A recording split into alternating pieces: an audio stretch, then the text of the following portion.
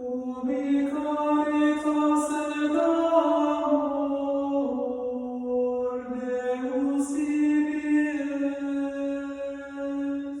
Chers amis, en ce jour de Pâques, nous sommes dans la joie, nous célébrons la résurrection du Seigneur et j'aimerais partir d'un épisode de Saint Jean, de Jésus qui apparaît à Sainte Marie-Madeleine. Tous les évangélistes ont parlé de la venue des femmes au tombeau vide, le constat du tombeau vide. Les évangélistes ont raconté de nombreuses apparitions ensuite de Jésus ressuscité à ses apôtres et à différentes personnes. Mais seul Jésus va lier les deux. Sainte Marie-Madeleine voit Jésus alors qu'elle est au tombeau vide. Rentrons dans cette scène. Que voyons-nous ? Nous voyons deux anges qui parlent et qui apparaissent à Sainte Marie-Madeleine. Sainte Marie-Madeleine voit ces deux anges et puis Sainte Marie-Madeleine se retourne et aperçoit Jésus qui était là. Elle se retourne une première fois et elle voit Jésus, mais elle ne le reconnaît pas encore. Jésus est vraiment ressuscité, mais il n'y a pas encore cette reconnaissance de la part de Sainte Marie-Madeleine.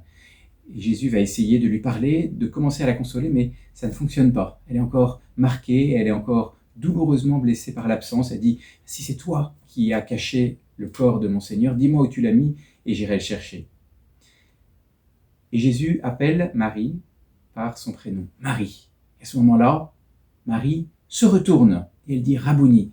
Mais le mot qui est important, c'est qu'elle se retourne. Si on est attentif, c'est pas logique. Elle voyait déjà Jésus, elle était déjà tournée vers Jésus, et elle se retourne à l'appel de son prénom. Quel est ce deuxième retournement de Sainte Marie-Madeleine ? Eh bien, c'est celui de la foi. Et il y a dans l'attitude de Sainte Marie-Madeleine un premier moment où elle voit Jésus, mais sans le reconnaître, sans encore la foi. Et puis le retournement, le deuxième retournement, qui est celui de voir la même personne, le même événement, mais avec une foi et un regard beaucoup plus profond, et qui fait qu'elle va être consolée.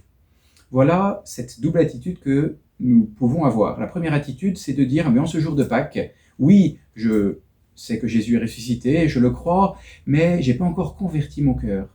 C'est une foi qui est peut-être théorique, mais où il manque quelque chose. Et je dois vivre cette deuxième conversion, cet acte de foi plus profond que oui, Jésus est ressuscité et que ça change tout.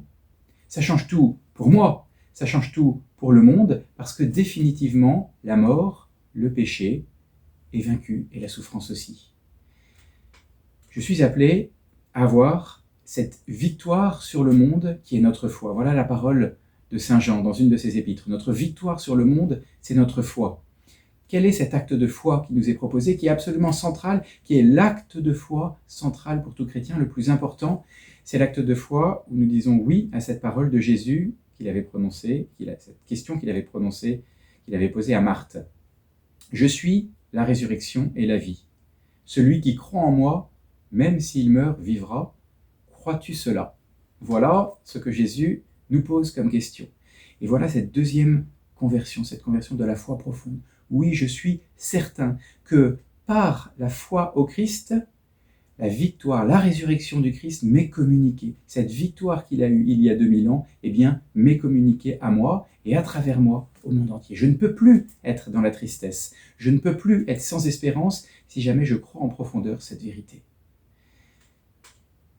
Jésus, au moment d'entrer dans sa passion, a aimé les siens qui étaient dans le monde, et Saint Jean nous dit qu'il les aima jusqu'au bout. Cet amour qui va jusqu'au bout, c'est évidemment un amour qui va jusqu'à la mort, comme preuve d'amour, et on l'a abondamment médité. Mais encore plus loin, l'amour qui va jusqu'au bout, c'est l'amour qui va jusqu'à la résurrection, pour nous communiquer sa propre résurrection. Jésus est ressuscité pour être glorifié par son Père, mais surtout pour nous communiquer sa propre résurrection. L'amour de Dieu pour nous, pour chacun d'entre nous, ne s'est pas manifesté simplement par sa mort sur la croix, où il a vaincu le péché, où il nous a pardonné nos péchés, mais cet amour s'est manifesté jusque dans la résurrection, donné pour nous, pour que nous puissions vivre éternellement. Comment, mes chers amis, comment être triste ?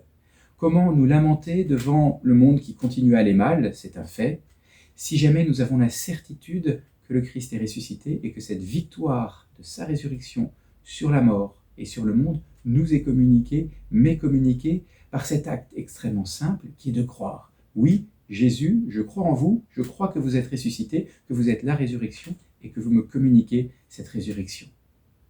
Alors, en cette fête de Pâques, posons, renouvelons cet acte de foi, et par conséquent, soyons dans une joie immense, et communiquons cette joie au monde qui en a tant besoin. Sainte fête de Pâques à tous. Que le Seigneur vous bénisse.